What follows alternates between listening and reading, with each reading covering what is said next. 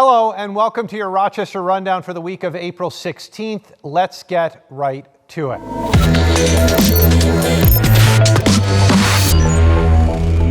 A Hilton principal stands accused of sexually abusing several students over the span of 4 years. Kirk Ashton is the principal over at Northwood Elementary School. He's charged with sexually abusing 9 students, all of them boys between the ages of 8 and 12. Ashton has been principal of that school since 2004. Investigators say more victims may come forward in this case. We drop our kids off every day to this guy, and he does this, allegedly. It's the worst thing that could possibly happen in my mind. Ashton is currently in the Monroe County Jail on a $500,000 bail. He is due in court later this month, but the DA did say they'll present this to a grand jury before then. The CDC and the FDA recommended a pause in the use of the one-shot Johnson & Johnson COVID-19 vaccine Tuesday. This as they work to investigate whether the shot has caused some extremely rare blood clots. Health officials say there have been 6 reported cases of blood clots out of the around 6 million doses delivered. All 6 cases occurred in women between the ages of 18 and 48, and their symptoms developed 6 to 13 days after receiving the vaccination. Monroe County Health Commissioner Dr. Michael Mendoza says the side effect in this case is, quote, literally 1 out of a million, but is being paused out of an extreme abundance of caution. There is a good possibility that these women might have developed the blood clots even without getting the vaccine. We just don't know, and it is prudent to examine what might have happened. This should not be viewed as a reason to not get vaccinated.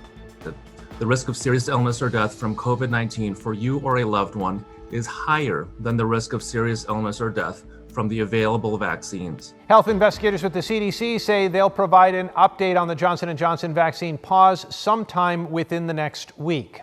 Officials in Erie County announced this week that all fans who attend Bills games at Highmark Stadium must be vaccinated against COVID-19. This policy also goes for Sabres games next season. A petition to change that mandate has more than 1,500 signatures.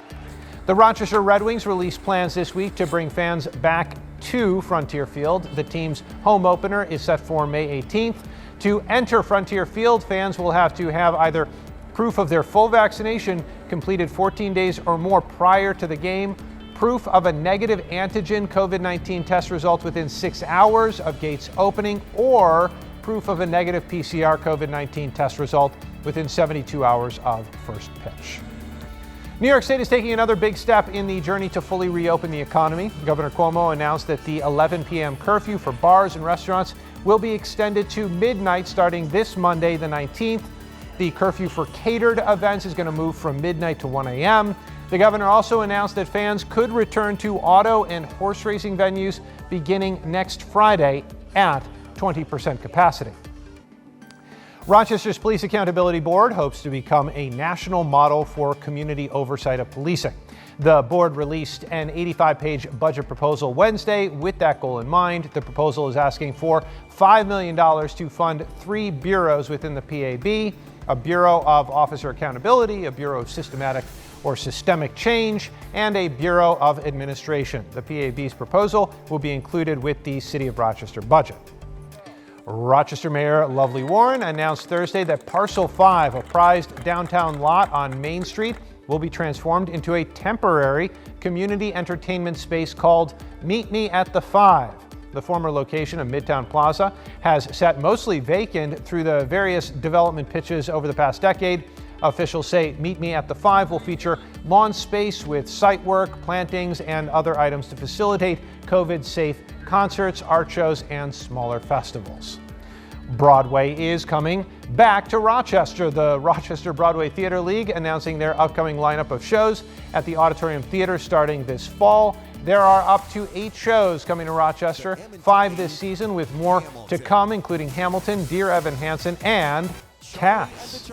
This week marked the start of Ramadan, the most sacred month for more than 1.5 billion Muslims throughout the world and about 10,000 Muslims in the greater Rochester area.